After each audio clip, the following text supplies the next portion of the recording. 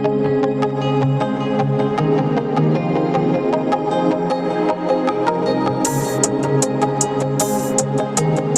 कहानी है 1938 की, एक कैरली नाम के आदमी की, जो कि हंगेरियन आर्मी में काम करता था। उसका एक ही सपना था, एक ही ड्रीम था कि उसे अपने इस हाथ को दुनिया का बेस्ट शूटिंग हैंड बनाना है, बेस्ट बनाना है, बेस्ट बनाना है। और उसने वो ऑलमोस्ट अचीव कर लिया था। जितनी भी नेशनल चैंपियनशिप हुई थी हंगरी में, वो उन सब को जीत चुका था। और अब उसका मेन फोकस था 1940s के जो ओलंपिक्स होने वाले हैं उस पर। सिर्फ 2 साल का फ़र्क था ओलंपिक्स में। उसका एक ट्रेनिंग कैंप चल रहा था 1938 में, क्योंकि वो आर्मी में था। वहाँ पर एक बहुत बड़ा इंसिडेंट हो गया। जो उसका हाथ जिससे उसने गोल्ड मेडल जीतना था, उसी हाथ में एक हैंड ग्रेनेड फट गया और जो उसका सपना था, गोल था, सब खत्म। अब उसके पास 2 रास्ते थे।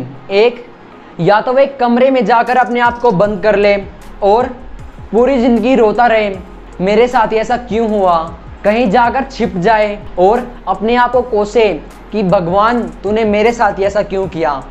और दूसरा, जो उसका गोल है, जो उसका फोकस है, उसको पकड़ के रखे। तो उसने फोकस किया उस पर नहीं जो चला गया, उसने फोकस किया उस पर जो उसके पास है।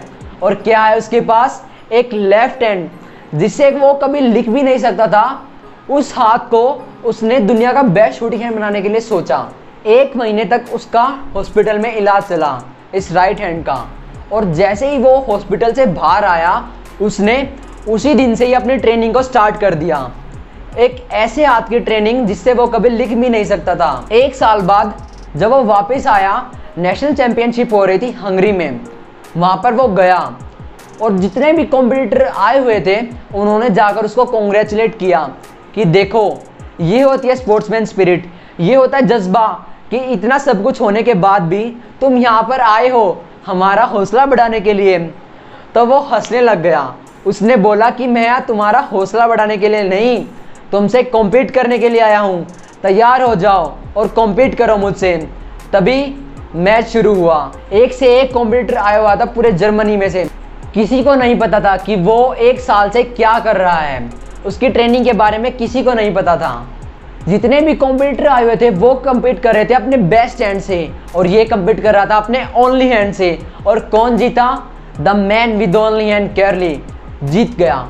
सभी इसको देखकर हैरान। पर वो यही नहीं रुका, उसका गोल क्लियर था, उसका फोकस क्लियर था कि उसे अपने इस हाथ को दुनिया का बेस्ट शूटिंग हैंड बनाना है। और उसने अपना सारा फोकस उठाकर डाल दिया 1940s के ओलंपिक्स में। पर वो भी कैंसिल वर्ल्ड वॉर 1 की वजह से। उसने फिर से अपना सारा फोकस उठाकर डाल दिया 1944 के ओलंपिक्स में, लेकिन वो भी कैंसिल वर्ल्ड वॉर 2 की वजह से। 1938 में उसकी एज थी 28 ईयर्स, 28 साल। और 1948 में उसकी एज हो गई 38 साल। और जो यंग कॉम्पिटिटर्स होते हैं, उनसे कॉम्पीट करना कितना मुश्किल होता है, कितना टफ होता है। लेकिन मुश्किल वर्ड तो उसकी डिक्शनरी में था ही नहीं। वो गया, दुनिया के बेस्ट शूटर्स आए हुए थे और वो अपने बेस्ट हैंड से कॉम्पीट कर रहे थे, और ये अपने ओनली हैंड से कॉम्पीट कर रहा था। और आखिर में कौन जीता? The man with only hand, कैरली, वो जीत गया। लेकिन वो यहाँ पर भी नहीं रुका। 1952 के ओलंपिक्स में गया, मैच हुआ, दुनिया के बेस्ट शूटर आए हुए थे और वो अपने बेस्ट हैंड से कॉम्पीट कर रहे थे, और ये अपने ओनली हैंड से। और कौन जीता? The man with only hand जीत गया। पूरी की पूरी ओलंपिक हिस्ट्री को बदल के रख दिया।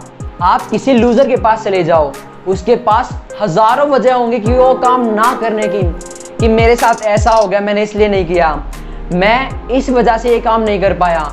और दूसरी तरफ किसी विनर के पास चले जाइए, उसके पास 1000 वजह होगी वो काम ना करने की, पर एक वजह होगी वो काम करने की, और वो कर जाएगा। बस इतना सा फर्क होता है एक लूजर और एक विनर में। तो ये कहानी कैरली की आपको कैसी लगी, कमेंट करके ज़रूर बताएं। और अगर आप चाहते हैं कि ऐसी वीडियो आपको हर रोज़ मिले, तो प्लीज़ हमारे चैनल को सब्सक्राइब करें और कमेंट करके ज़रूर बताएं। और इन प्लेलिस्ट को एक बार ज़रूर चेक करें।